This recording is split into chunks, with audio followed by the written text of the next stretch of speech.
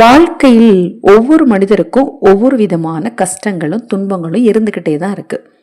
இதையெல்லாம் கண்டிப்பா நம்ம சரி செய்ய முடியும் அப்படின்னா அது நம்பிக்கையான வழிபாட்டால மட்டும்தாங்க முடியும். நீங்க அழுது புலம்புறதுனாலயோ இல்ல விரக்தியோட ஒரு மனநிலையில இருக்கிறதுனாலயோ இல்ல அதை விட்டு நம்ம தப்பிச்சிடலாம் அப்படின்னு நீங்க நினைக்கிறதுனாலயோ உங்க பிரச்சனையை கண்டிப்பா சரி பண்ண முடியாது. நம்பிக்கையோடு நீங்கள் வழிபாடுகளையும் பரிகாரங்களையும் செஞ்சு பாருங்க. நிச்சயமாக உங்கள் பிரச்சனை தீரும். பிரச்சனை இருக்குது நினச்சிக்கிட்டே இருக்கிறத விட அந்த பிரச்சனையை எப்படி தீர்க்கணும் அப்படிங்கிறத நீங்கள் நினைக்க ஆரம்பிச்சிங்கனாலே உங்கள் பக்கத்தில் பிரச்சனைகள் வர்றதுக்கே பயப்படுங்க.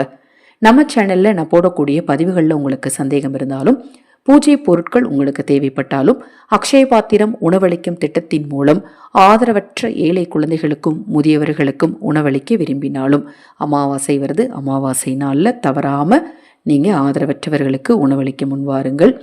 அதே போல் உங்கள் தனிப்பட்ட பிரச்சனைகள் எதுவாக இருந்தாலும் சரி, அந்த பிரச்சனைகளுக்கேற்ற முறையான பரிகாரங்கள் செய்து கொள்ள விரும்பினாலும் 9344692042 இந்த வாட்ஸ்அப் எண்ணிற்கு தொடர்பு கொள்ளுங்கள். அது மாதிரி நிறைய பரிகாரங்கள் சொல்கிறேன் இல்லையா, அதை முடிஞ்சால் அந்த நாளில் செய்யுங்க. இப்போ இன்றைக்கி வெள்ளிக்கிழமை நான் ஒரு பரிகாரம் சொல்கிறேன்.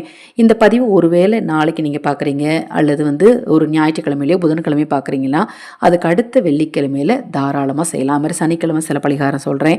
அந்த பரிகாரத்தை அந்த சனிக்கிழமையில் செய்ய முடியலனா கூட அடுத்த சனிக்கிழமையில் செய்கிறோம், தவறு கிடையாது. என்ன வாட்ஸ்அப்பில் நிறைய பேர் கேட்குறது, இப்போ நீங்கள் அஷ்டமி திதியில் ஒரு பரிகாரம் சொன்னதை நான் நேற்று பார்த்தேங்க, அதை நான் இப்போ செய்ய முடியாதா, அடுத்தது நான் எப்போ செய்யலாம் அப்படிங்கிற மாதிரிலாம் கேட்குறீங்க இல்லையா, அதுக்கு தான் நான் சொல்கிறேன்.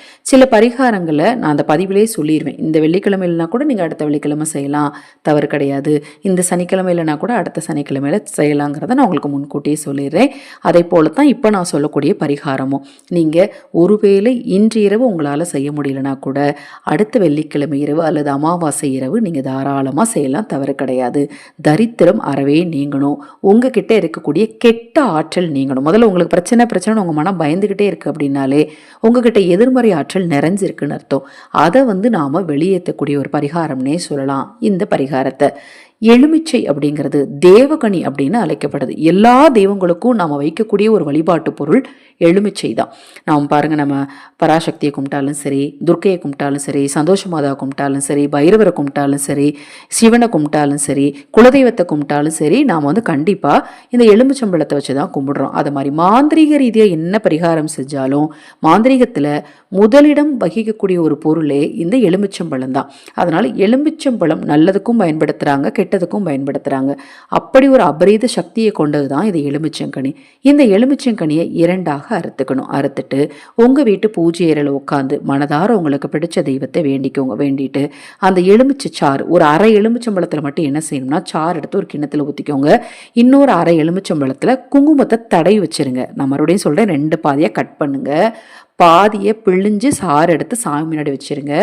இன்னொரு பாதியில் குங்குமத்தை தடவி ஒரு தட்டில் வச்சு சாமி முன்னாடி வச்சு மனதார உங்களோட இஷ்ட தெய்வத்தை வேண்டிட்டு நீங்கள் பாதி வெட்டி வச்சுருந்த எலுமிச்சம்பழத்தை கொண்டுட்டு போய் உங்கள் வீட்டுக்கு வாசலுக்கு வெளியில் பிழிஞ்சு விட்டு வந்துடுங்க. வேறு ஒன்றுமே செய்ய வேண்டாம். பிழியாத எலுமிச்சம்பழத்தை பிழிஞ்சிட்டு வந்துடுங்க. கிண்ணத்தில் இருக்கக்கூடிய எலுமிச்சை சாறு எடுத்து உங்களுடைய உள்ளங்கையிலையும் உள்ளங்கால்லையும் தூங்குறதுக்கு முன்னாடி தடவிட்டு தூங்கிடுங்க. மறுநாள் காலையில் எழுந்து கூட கழுவிக்கலாம் கையை. நீங்கள் உடனே கை கழுவணும்னு அவசியம் கிடையாது. உங்களுக்கு இப்போ நான் சொன்ன பதிவில் ஏதாவது சந்தேகம் இருந்தால் வாட்ஸ்அப்பில் கேளுங்க. இந்த ஒரு எலுமிச்சம்பழத்தை வச்சு உங்ககிட்ட இருக்கக்கூடிய கெட்டதை கண்டிப்பாக எடுக்க முடியும். உங்ககிட்ட இருக்கக்கூடிய கெட்ட ஆற்றலை நீக்க முடியும், கண்திஷ்டி தோஷங்களை நீக்க முடியும், நல்ல சிந்தனைகளை வளர்க்க முடியும். இந்த ஒரு பரிகாரத்தை நம்பிக்கையோடு செய்யுங்க. இதில் ஏதாவது டவுட் இருந்தால் வாட்ஸ்அப்பில் கேளுங்க. தொடர்ந்து நம்ம சேனலை பாருங்கள். ஹரஹர சங்கர ஜெய ஜெய சங்கர. மகாபெரிவா திருவடி பாதம் சரணம் சரணம். நல்லதே நடக்கட்டும்.